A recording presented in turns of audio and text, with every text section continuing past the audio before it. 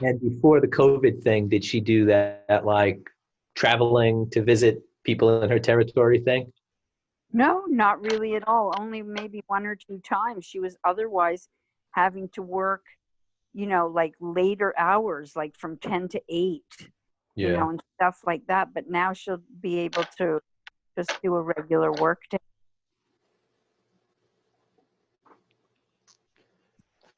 Two daughters? 2 daughters and a son. Give me the ages again. I think I asked you this. What's the rundown? So the daughter that just left is my youngest. She's 27. My daughter that lives out there is 29, and my son is about to turn 32. Wow. Cool. Cool. How You old? got the two girls are out west and the boy? So my son is just got engaged, and they're moving to Florida the end of June. All my kids are gone. Yeah.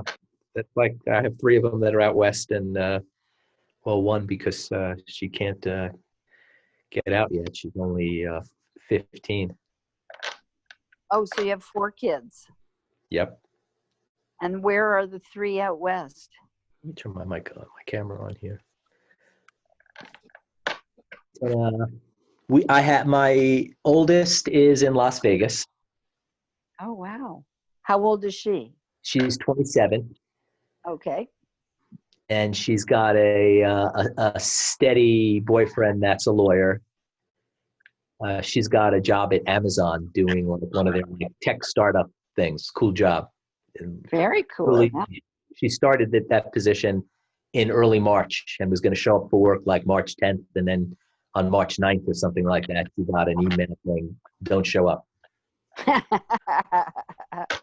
They've been telling her that she's going to work from home remotely for the foreseeable future. Yeah, I think a lot of companies do that, and it saves them a ton of real estate. They don't have to pay for having offices. Yeah. Yeah. Or at least not as big an office. Yeah. And part of I guess we should get started. started. Okay. Actually, so I just got the oldest one. The second oldest is in nursing school and she's in San Diego. Very nice. She loves it out there. Right. And then the only boy in the mix, the second oldest is 26 and the boy is 21 and he's in Los Angeles. He goes to school there, but he's finishing up right about now. He'll be done. I think he's a few credits. So you have 3 out there. Wow. 3 out there. Are they close? Do they stay close? They are very close. But given that Los Angeles and San Diego and Las Vegas are not, Friday night dinner, every night, they'll see each other, but it'll be planned. Right. Sweet. Oh. Let me say hello to some people who are joining us tonight. Got Jesse, hey Jesse, and someone named Leslie, and hey Leslie, and hey Nicole. I've seen you before, Nicole, and our friend Pat Jones is here as well. How you doing, everybody? We've got that chat thing, that chat box on the bottom down there. So please ask questions. I've been told that I'll sometimes ramble on.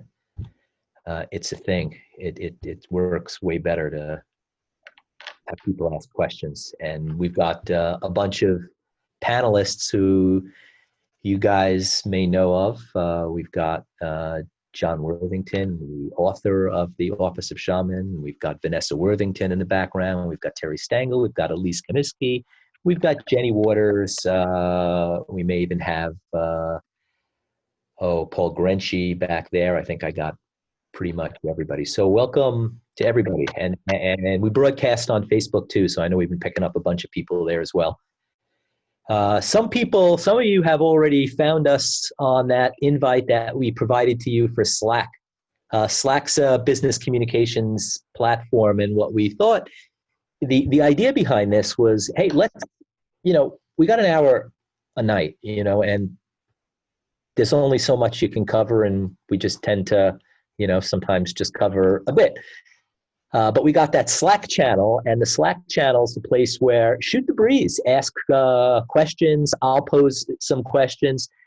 Take my word for it that the concepts that we are presenting here are ones that build in the application.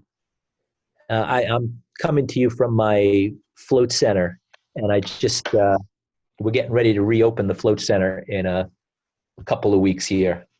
And I had a guy over here visiting me about an hour ago, and he hadn't floated yet, and he was asking me about, the float tanks. He's going to come back and float. But I was talking to him about, the experience of floating is very much one of, application. What we're showing you is a model. What we're helping you guys build is a model. Use it, don't use it, try it on, don't try it on. It's really for everybody to figure out how it suits them. I happen to think it's a pretty good model. It's the best one that I've come across because it explains parts of thinking that I've never considered. And if you've never considered something, then you've never considered it. And if you've never considered it, then you're probably not aware of it. Tonight, we're in the second day of a chapter that's called Point of View. But I know that if John Worthington was speaking now, he'd probably say that it probably should have a different name to it, that chapter. And I think if he said that, I'd agree with him, because really this particular tool is more appropriately called moving the assemblage point. The hell's an assemblage point? Some facilitator wants to hop on and tell me how they think about it. If not, I'll tell you how I think about it, but I can also tell you that it's not a term that's unique to what John Worthington wrote about in the Office of Shaman. It's a fairly widespread or widely used, if not somewhat older term, I think. I'm not sure about that. And I did a quick search on the internet and came up with just hundreds of things about assemblage point. But remember, like, these things that we're talking about are like representational models, like the word's not the thing. It is a thing that we are energetic bodies. That's one of those things that is not just I couldn't say is a representational model, but we are, we're energy. When you get right down to it, there's almost no solidity to us, even though, yay, you see me here and I appear solid and you guys appear solid and all that's true that we do. But, when you get right down to the nitty gritties of it, we're not solid, we're energetic. And the assemblage point is very much a concept that's energetic. It has to do with the fact that we are energetic bodies. And, I'll just read something to you that I found here. I'm going to turn my head, and just as a quick search I did 5 minutes before I came on about some site that's talking about the assemblage point. This is how they talk about it. And take a look at the pictures that Terry has put up here, because these are ways to visualize what we're talking about. So Terry's put up 4 pictures here, and this is kind of visual representation of what we're going to talk about tonight. But I'll read something quickly to you. It's just from any site. I think the site's called the Assemblage Point Center. And here's what they say. The assemblage point is one of the most fascinating aspects of every human being. We all have one. It affects everything about us. It affects our health, our way of experiencing the world, our response to others, our interaction, our relationships with others, our achievements, our beliefs, and our decisions. Yet most of us have never heard of the assemblage point and are unaware that we have one, or in some cases more than one. I'm not sure about the more than one part there. I do know that you could move it, but I'd ask John Is that in your representational model, John? Do people have more than one, or do they just, well, you can move it. If you have one, you can change it, but that doesn't mean, oh, You have as many as you want.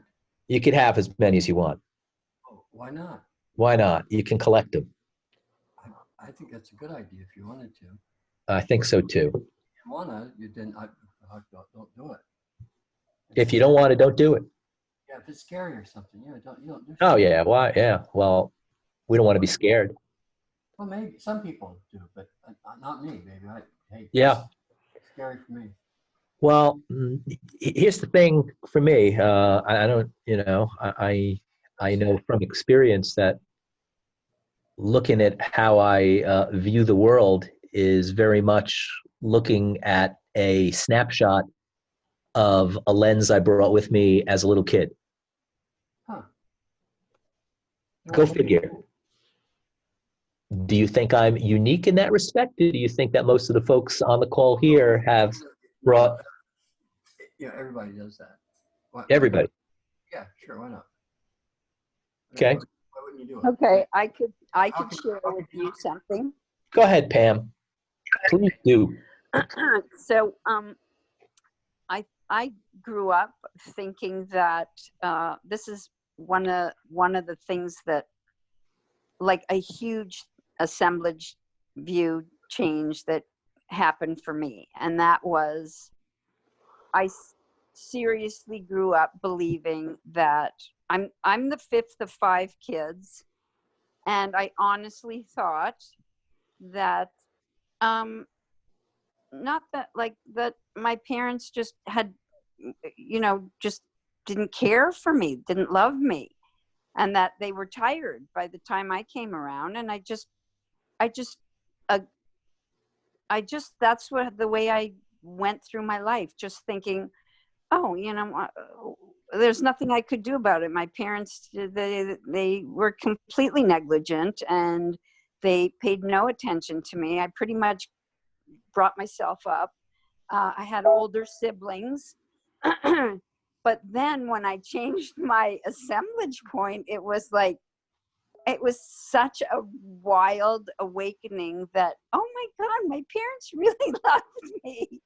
And it sounds so simple and funny, but it was life changing. It was seriously life changing. Yeah, I have no doubt. Well, first of all, I have no doubt that they were tired because my wife and I, as we said, we have 4. We're tired, but that doesn't mean that our little darling who's still at home isn't as much a part of our family as the older ones. But we're older parents now. Right. How do you figure you go about changing or getting a new assemblage point? And maybe, okay, go ahead.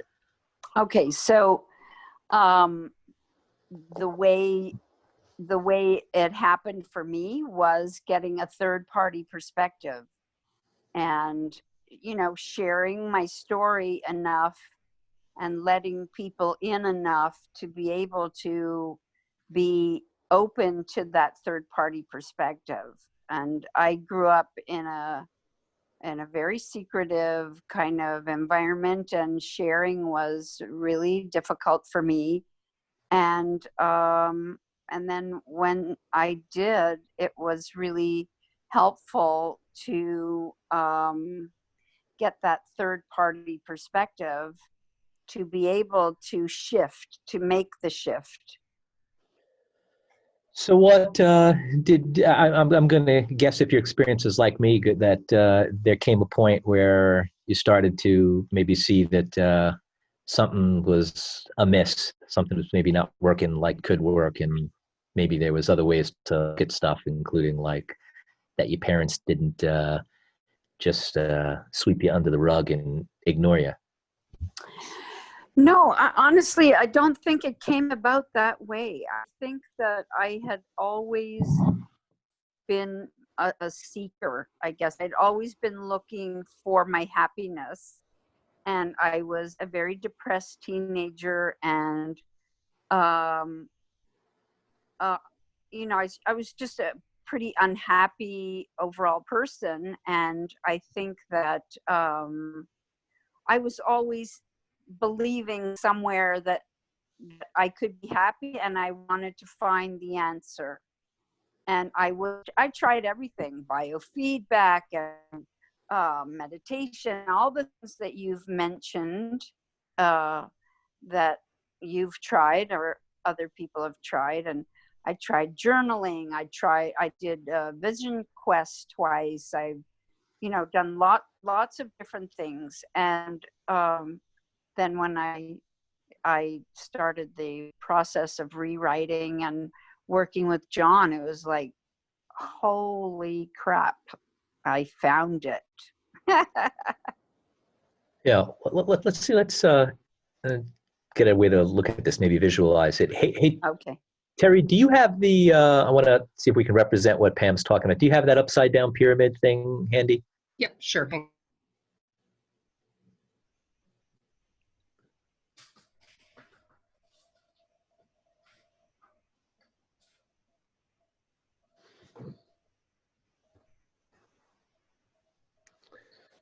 This is, Terry's going to put up a slide that that shows, well, different aspects of thought. You could consider, or may want to consider, that thought has a direction. Generally, like for me, before I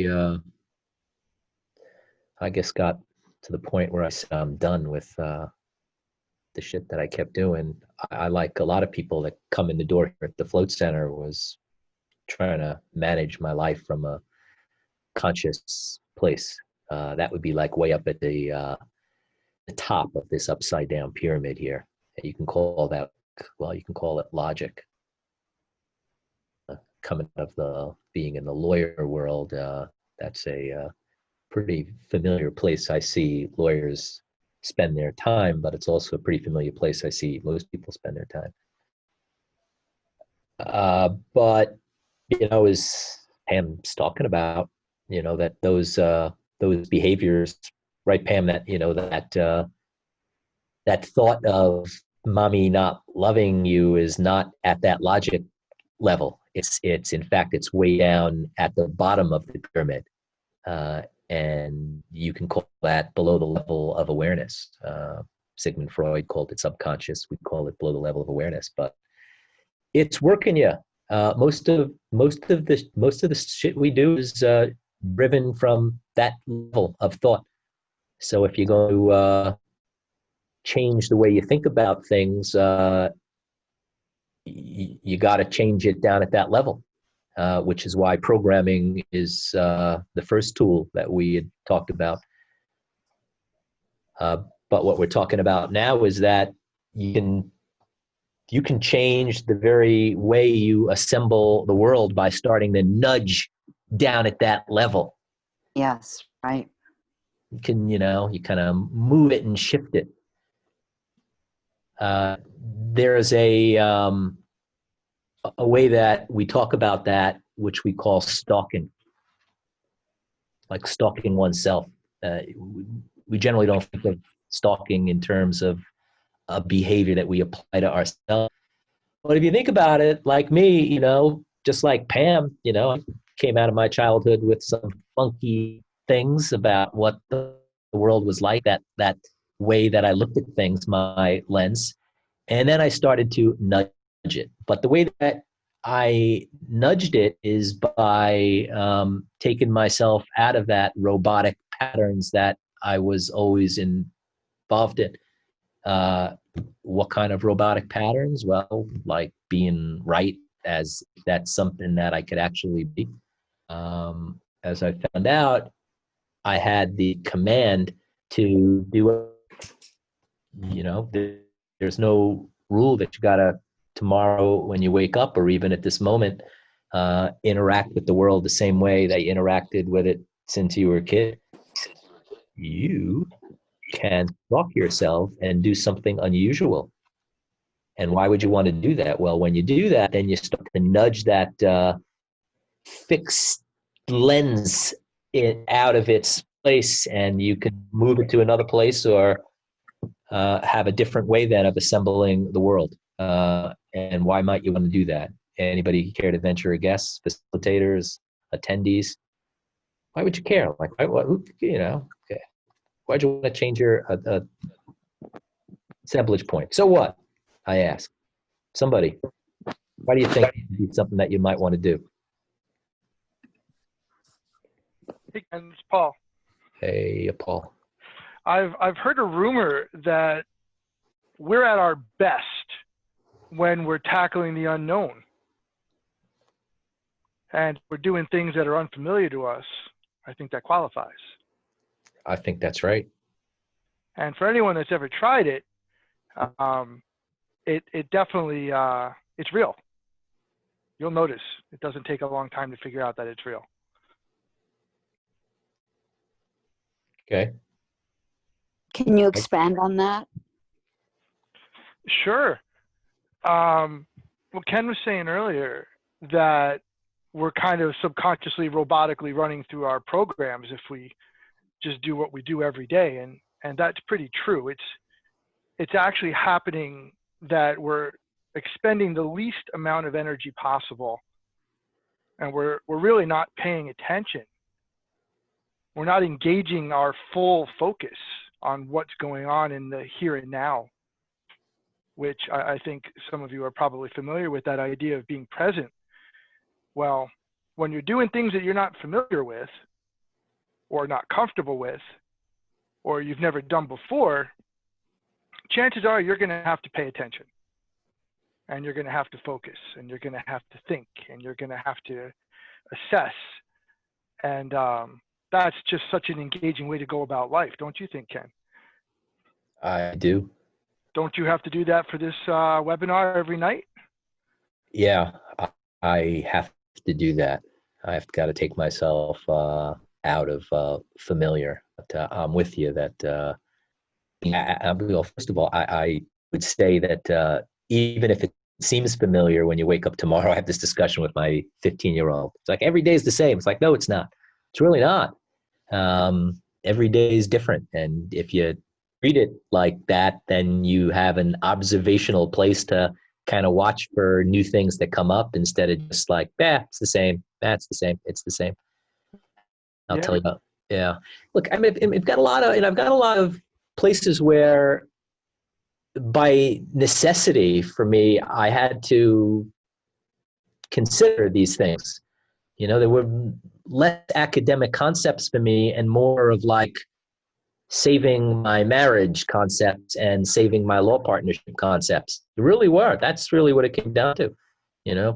Like I felt like I was in a pattern, this loop, and I know that you folks out there, and I identify with this same thing. How do I do this? I'm having the same conversation that they end the same way. They always seem to end with a fight. I say this, my wife says that, and we're off to the races. Then we have a silent treatment for a month, and then after a month, it thaws out, but nothing was resolved, and then you do it again. Yeah, and then you do it again. Yeah, right. It was the same with my law partnership. I mean, I remember in this moving the assemblage point concept. I remember one time, maybe a couple or a few years ago, where I just was, I guess maybe for lack of better words, fed up, and I you know what, I ain't all that. I'm sure, and I'm sure she's got a point, because she sees the skid marks in my underwear. Sorry for the graphic there. She knows everything about me, so they ought to be listening to what she said. And I can remember like the moment where, at least one moment where this happened. We were at the dinner table, and it was like, how's your mom doing? And it would have really devolved into an argument, because I was very accustomed to finding fights where no fights exist. in fact, every fight it seems I've ever had was probably finding a fight where none exists, since I don't think I have much actual fights where I've actually done hand-to-hand combat.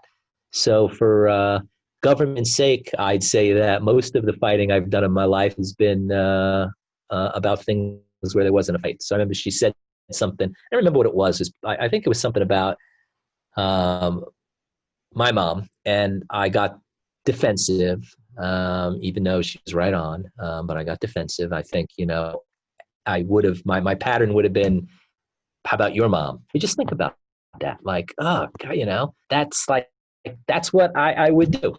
But in this instance, I just sat back and I listened. What is she really saying to me? Ken, right, hold on. At that moment, that's you stalking yourself. Yeah. Yeah. Because you broke the cycle. Yeah. You hopped out of the rut, right? And all of a sudden, a different communication was possible and probably happened. Yeah, it did. Although in this instance, it took about a day for me to come back. I just listened and said, "Oh, I remember what she said. She said that I was selfish, and I'm telling you folks out there, if you're like me listening to this, picture that being said to you. For me, that would be like a trigger, and my impulse, one of those aspects of programming that we went into a day or two ago, would be to like fight. But I didn't. I sat and listened, and what do you think? And really the point she was making was, it was just dead on. I had opened the float center. I wasn't spending as much time. I used to with that when I had a law practice, it was more 9 to 6. I'd come home, but now I wasn't home. But I still had a family, and you have a family. Your family wants to see you. And when it came right down to it, that was it. We want to see you. We want to know where you are. We want to know when to count on you. That message, by the way, was the same thing my partners were saying to me that I was not able to hear until I started to practice this doing unusual things thing we're talking about, this stalking thing. Isn't it funny how reality can give you lots of super useful feedback if you can get out of your own way? Yeah, like bumps on the head, like like I said, like yesterday, trying to navigate through an adventure race with the wrong map and falling into a moat, and then scratching my head with my teammate and saying, "How come we got here?" Well, because I always would get into the same moat, where those programs work like that.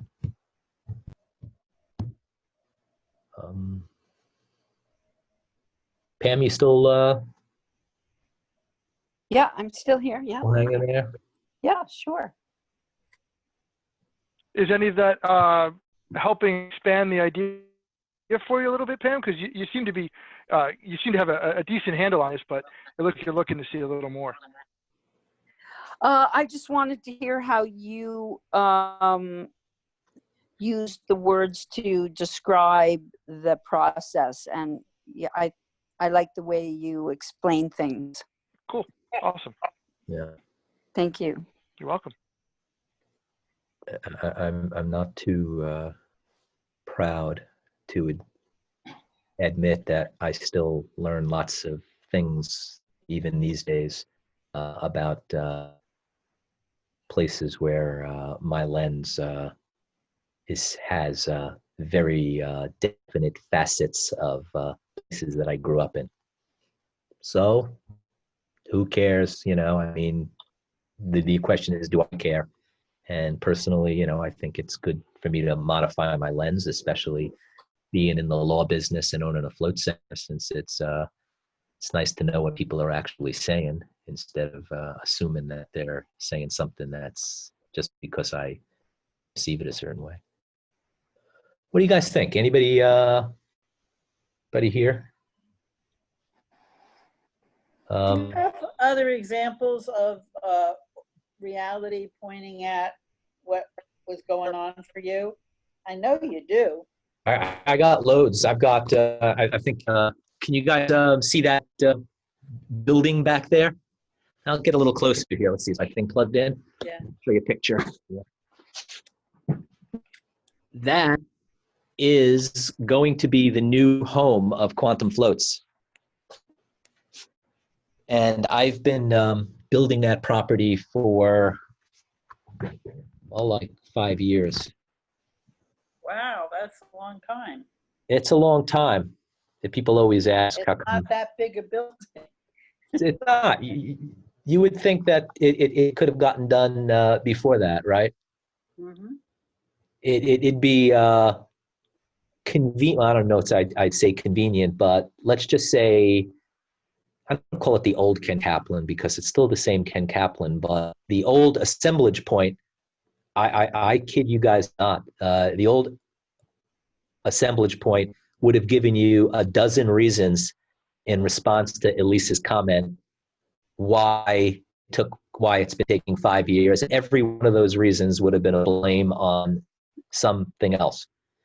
Everyone, the contractor, the town, the difficult in New Jersey's legislation making, all of that. Guess what? I had to consider how I went about that. And not only how I went about that, but how going about that building process was pretty much how I go about or went about most things in my life. Let's just say everything. And that was, I don't really need any people. I don't need like agreements. Yeah, fuck that. I'll hire them and just back off. And then if they do something wrong, I'll blame them for what goes on. Is the construction going on now? Yeah, the construction just started up again this week. Cool. So, but yeah, but I learned, that the way I did relationships was the reason why that building took 5 years, and let's just say a lot more money than it probably could have taken. I can relate to I think maybe you can, Elise. that. Yeah, because I've put away money when things could have gone much simpler in construction projects and everywhere else, where I was at odds with what just simply needed to be done. I was at odds with people and with the process, and it takes a long time you got to make your mistakes so you know where they are. Let's put it that way. Excuse me, what in particular were you at odds with? Well, I was an investor and I wanted to run the entire show when I didn't really have any business experience whatsoever. And I had to move aside and let the people who knew what they were doing do it so that things could get done. The way I wanted it done wasn't moving things along at all. It was in opposition to, because I wanted to be the one that was right and smart and calling the shots. I didn't even know what the shots were, which was, that's kind of funny to think about it, but it was true. Yeah. You get to eat a little crow along the way, and you say, that's not exactly tasty, but you have to do it. Yep. It's, some crow every now and then is probably a really good thing.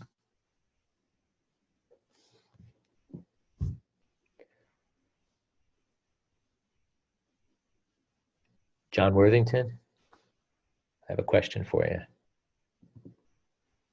Yeah.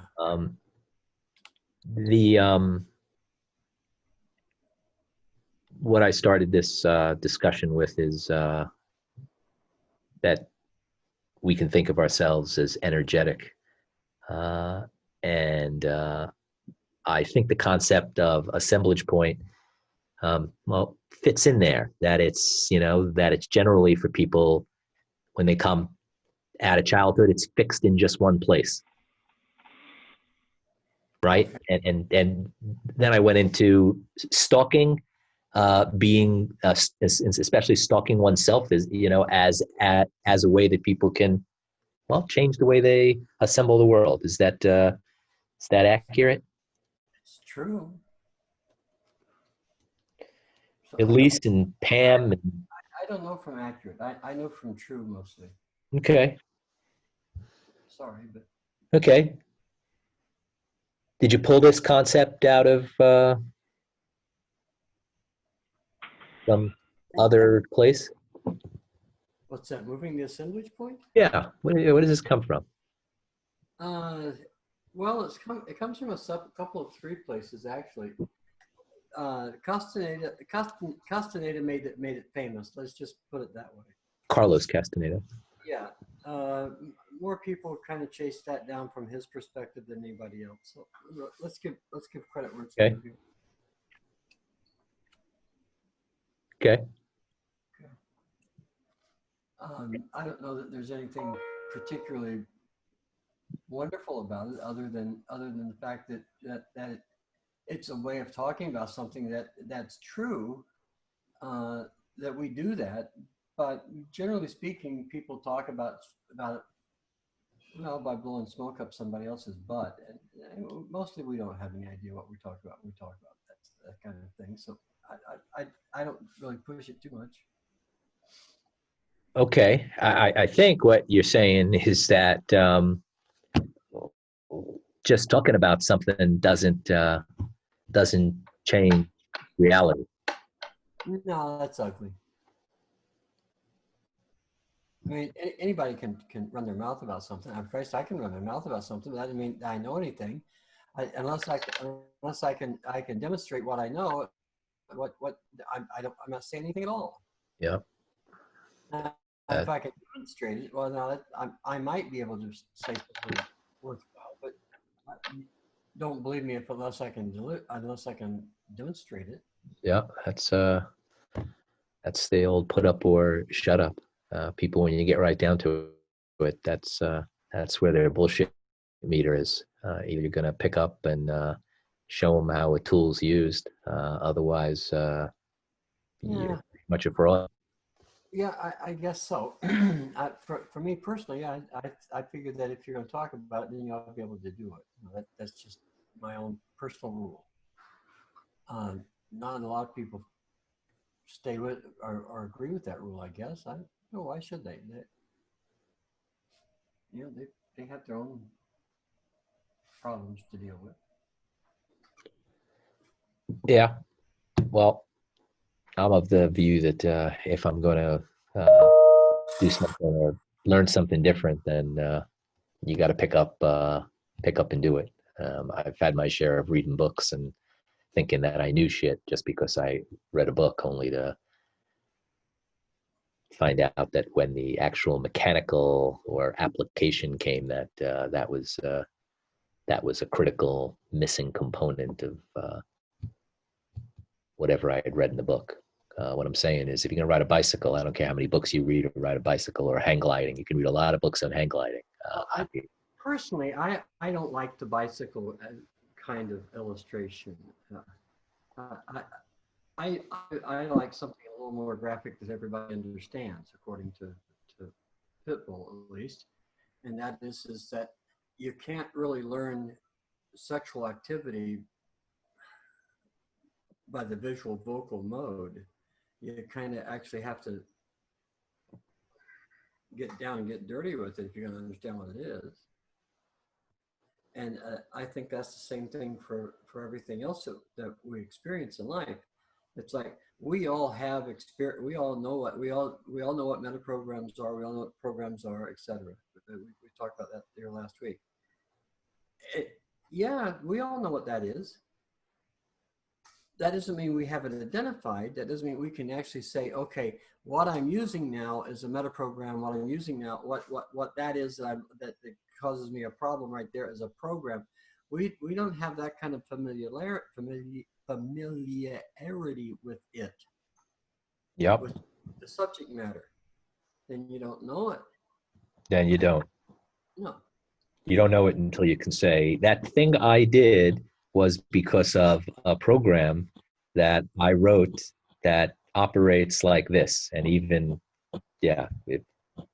once you get down to that, then you've identified Well, what you're doing. you know, that always looks so innocent when people do that to themselves. How do you figure?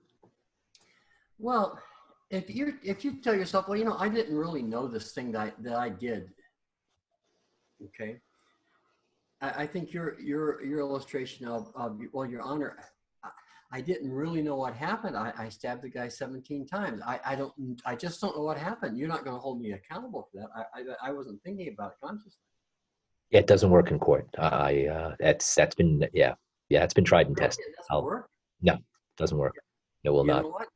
I've heard people use that. Well, they weren't in court, so maybe that's the reason. But I've heard a lot of people use that. Yeah, if you want to go to night court and see what happens when you'll see that all the time. That's pretty much the rule. I didn't know that I was traveling at 95 miles an hour in a 40 zone. I didn't know that my license was suspended 4 times for DWI or whatever it is. Yeah. Okay, I see. And the judge always said, "Oh, you poor thing," right?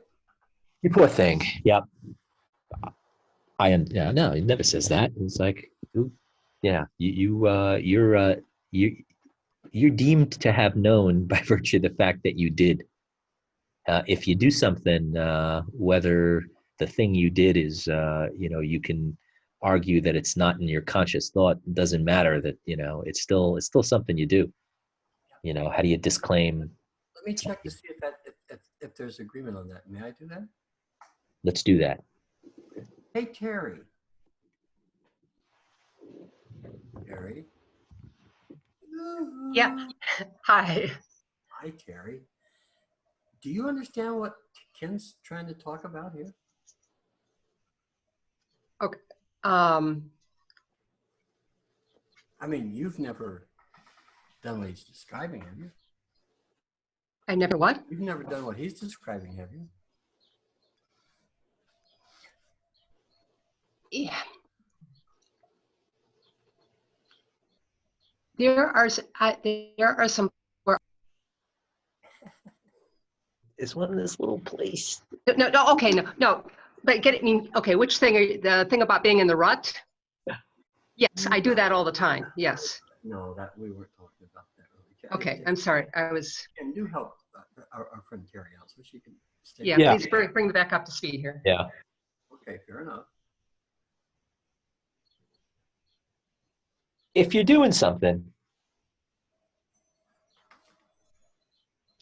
can you really say that you're not aware of it? No, does that really go anywhere? I mean, you're a lawyer too. Yeah, no, Yeah, you can. and- Yeah, You gotten any mileage out of that ever? no. I've tried it a few times, but no. And when it gets down to it, yeah, I know what I'm doing. Terry, I thought it was part of the Girl Scout code, the way that you've tried it a few times.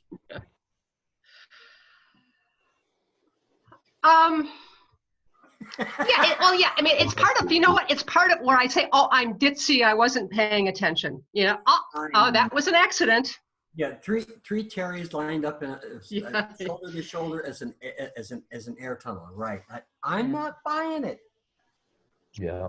But yeah, I've given that a whirl. Yes. You certainly have. Okay. Terry, the question is this: why do you do that? Why did you do it?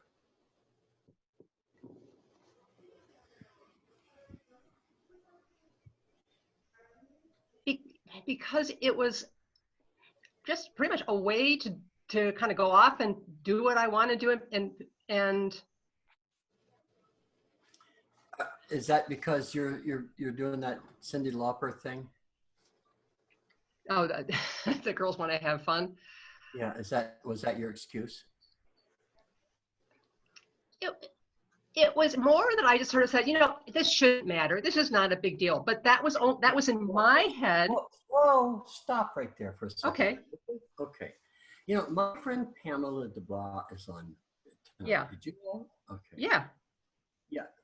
You know, Pamela does landscape maintenance and landscape installation and so forth. And you know what? When she gives her word about something, it's optional. I don't think so. I don't think so. Terry, are you being honest with people every day, or is that something that's optional for you?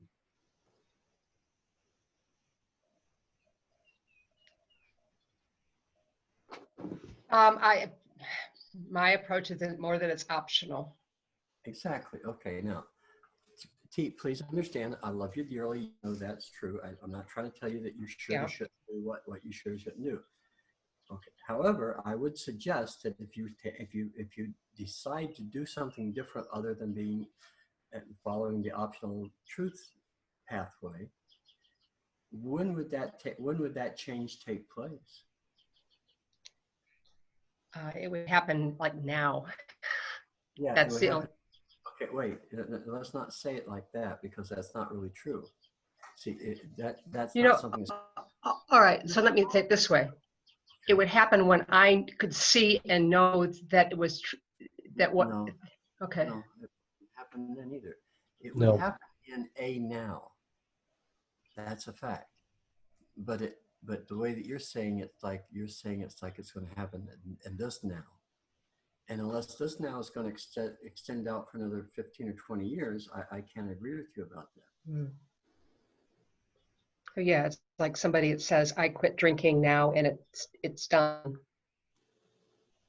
Well, if you quit drinking, see, it Yeah. has, that's the thing. If you didn't, then you say, well, I know I'm supposed to quit not drink, but I still, give me another shot here.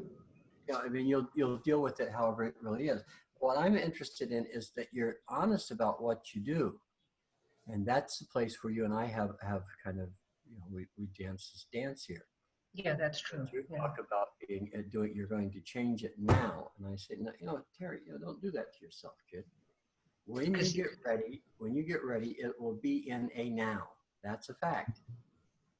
But it's not in this now, apparently. It's okay. Don't worry about it. I don't worry about it. I don't give it I don't give it a second glance, girl. It's fine with me. I know, Yeah. that's what I got with Terry. Yeah. Now, No. if you're happy, And it, mhm. if you're happy with that, I'm happy with it. What the fuck? Yeah. That's really it, T. It's always been that way for me. It's just Yeah. there was a now and when I was happy that or unhappy, depending on how you want to look at it, then there would be a change. And I know too, because you've known me a long time, Terry. I'd sit there and get all frustrated and things. I'd frustrate myself, and I'm going to do this now. I'm going to do it now, and then I'd show up tomorrow, and the thing I said I did yesterday that I had changed was not changed, and that was a pattern every day. I said that I would do something that I didn't do, and maybe that was keeping my word. But then eventually I was like, fuck that, I'm going to tell you really, that I don't, that I'll do it when I get good and ready. That's more honest than, that's honest then at least, at least I know, that where you stand, you want to know where I stand. We're friends. Yeah. I think I owe you that. But yeah, for me to be honest about where I actually am, that's that. I hate to say it, but that's me stalking me, because it's not something that. I instead of dancing around, say, yep, this is where it is right now. Yeah.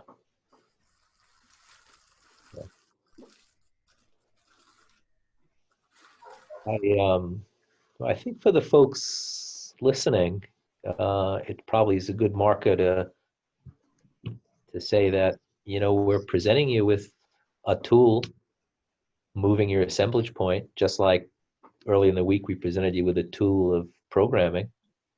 Use it or don't use it. You're not going to make you. So is Ralph here tonight? Ralph just texted me, and no, he's not on. Okay, well, he'll listen to it maybe later. Yeah. This would be a good time for Jesse and George to kind of talk about how they've been doing this very thing that you're talking about here, because they've been in the throes of it somewhat. Yeah. If they keep it within, reasonable constraints. Yeah. Because everybody's been following, some of the people have been following what their progress here. I think Pam has. I know Ralph Yeah. has. Okay. I think Pat has. Greg probably hasn't, but he'll catch on pretty quick. Yeah, for the new ones here, Jesse and George are down in Puerto Vallarta, where John and Sandy have a float center, and they've been training and hanging out with you since March, since this COVID thing. So let me bring them on. I'm going to activate George's mic and now Jesse's. Jesse, George, you guys listen to where John and I were talking, and then talking to Terry. Yep. Yeah. Okay. How does this fit into what's been going on down in Mexico with your training down there? Well, basically, we've had to move our assemblage points in order to work together here, because what I kept running into were kind of my old fantasies, my old beliefs, and that was in another assemblage point. That was in one assemblage point. And what people have been talking to me about here is like, look at the world how we see the world. Look at work how we see work. Look at relationships like we see relationships. And I've had to think differently about things. Okay. And yeah. What did that mean, to look at things the way that whoever saw the world? What does that mean? What it meant really was just looking at what's really going on in the world. Like, pay attention to reality. Pay attention to what you're actually doing, because my oldest assemblage point, a big part of it is like lying to myself. And so I was lying to myself about the reality I was in. I was lying to myself about how great I was, how smart I was, all that stuff. And so I had to pay attention to what really I was doing, which is that I wasn't those things. And so I'm looking at the world differently now. Okay, fair enough. Okay. But it's whatever. But you're defining what that is. Is that true, or is somebody else defining it for you? What the world is? What the world is. No, I think it's about like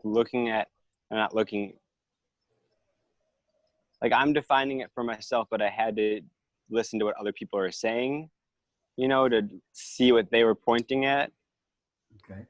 And so, I don't know, it's kind of a hard question. I mean, I definitely... Well, how about this? Here, maybe some nuance to the question. Was was it because the world where you are now, or even when you were hanging out here at Quantum, was pressing up against you, saying that thing that you're doing, that will not be here. It doesn't fit in a business, or it doesn't fit in a relationship. Is that the kind of incentive or that you're dealing with down there? That's kind of how I was seeing it initially. I was like, okay, like this is how you guys do business. And that is true. But from a broader perspective, it's not like these things don't work in business. These things don't work in life in general. It's not just here. Like lying to yourself and being arrogant about things that you have no clue about, that you don't know, that doesn't work anywhere. Yeah, it does.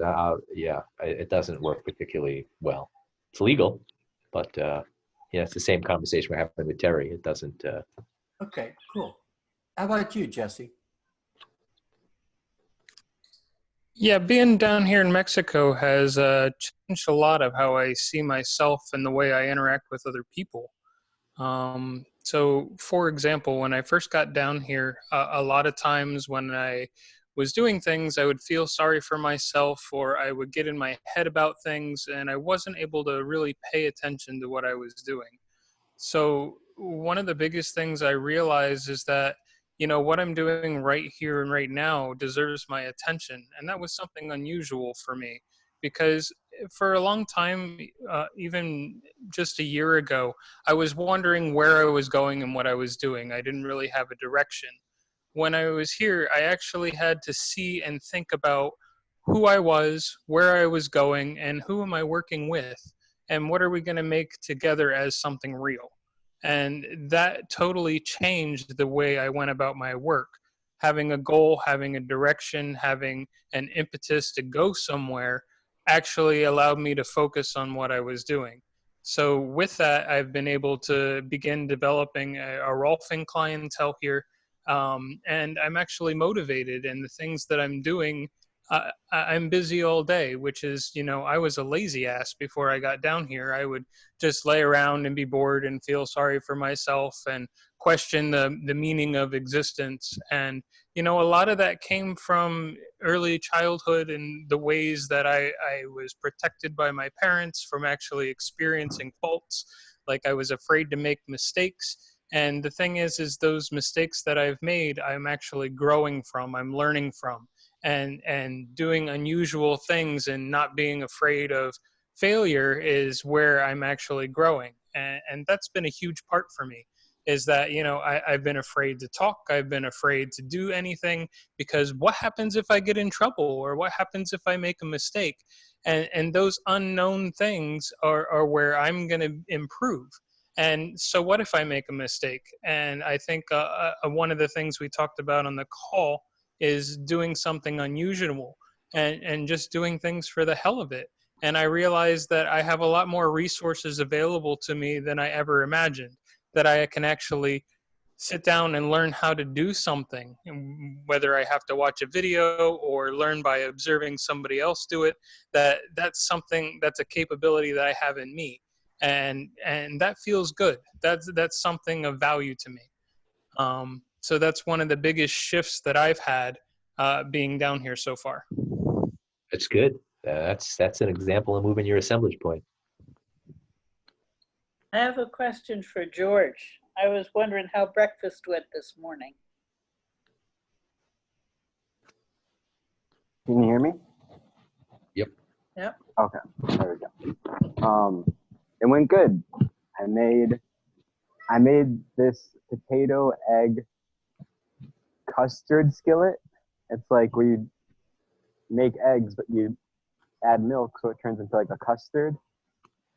And you put potatoes in, and you make the potatoes like the same consistency as the custard, and it's like a really smooth, like cake-like egg breakfast, and everyone loved it. Cool. I'm pretty sure. I think you would have. I think they tend not to be too shy there. They probably would have told you. Yeah. Yeah. Great. Good. He's just gauging if you're going to yelled at him about it. That's all. Okay. Well, that's it's not a bad game. I have a sore throat. You see? That's funny. Okay. Well, thanks, George. Anybody else? You know, any comments? Now it's 9 o'clock. We'll going once, going twice. I have a request. What you got? If you enjoy the format, or you'd like to see some other parts to the format, in that Slack channel that we have made available to you guys, just leave some suggestions over there if you'd like. So, you know, that'd be nice, so we get some feedback from you. Could you guys? Would you mind doing that, please? Just I echo that. That would be very welcome. Ken needs to hear from you, really. Yeah, I do. Yeah.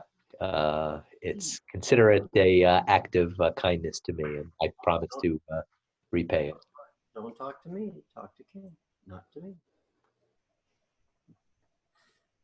Okay, guys. Bye. Okay, so Monday we'll pick up. Have a great weekend. We're going to talk about the third tool, and that is communication. And you'll see that communication in this shamanic model we're presenting maybe a little, if not a lot different than how you viewed and how you have used communication heretofore up to this point. So have a great weekend. We'll see you on Monday.